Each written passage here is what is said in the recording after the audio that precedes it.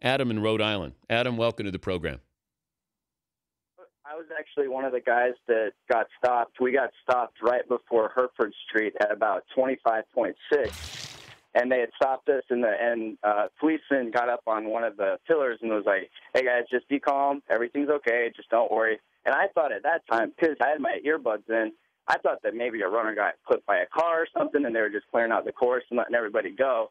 But as people got on their phones and started texting, we started to kind of trickle through the crowd, which was growing to about 4,000 people, of what was actually going on.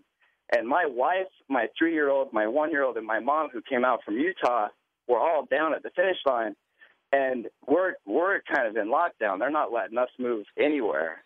And so you can imagine everybody's starting to panic, and everybody's like, is this real? Is this really happening? And so finally they let us go, and when they finally let us go, cell phone coverage at that little area was shut down. Nobody could use their phones anymore. There wasn't no calls going in or out, and because I guess they turned the tower off right there. Did you hear anything along the course? Did you hear the explosions? I was actually really close to the second bomb, and I didn't hear anything because I had my buds in. But I was standing next when we all convened. I was standing next to a guy that wasn't wearing any, and he said he could hear it, but only vaguely. He thought it was like a dumpster truck setting down a dumpster too hard, and I was like, "That's all it was?" And he's like, "Yeah." And we couldn't see any smoke where we were because we were like almost to Boylston Street, and the buildings are pretty tall right there. Yeah.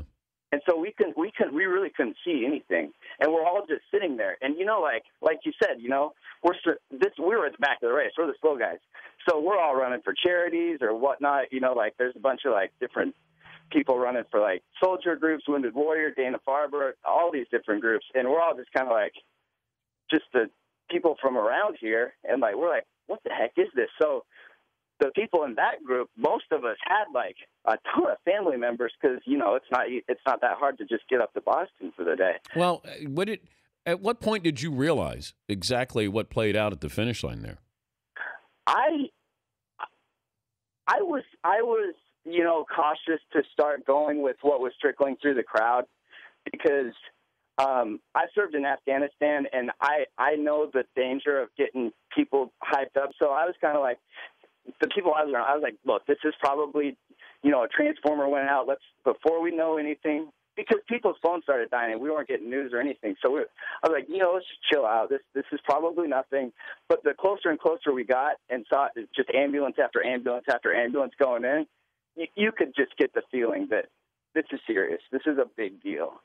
How did you find your family? It was actually 3 hours later, and I finally found somebody in Boston Commons to let me use their phone, and the cops had gotten them. They were right down there, and they're like, get out of the city.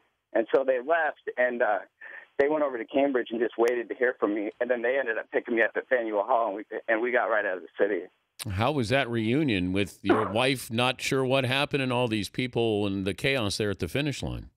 Oh, my, I can't even tell you. I'm still a little bit choked. I mean, I survived a freaking tour in Afghanistan, and then I come back to the Boston Marathon to lose, it's just like, what is going on here? But, it was, needless to say, one of the greatest moments of my life. Adam, thank you. We appreciate your phone call.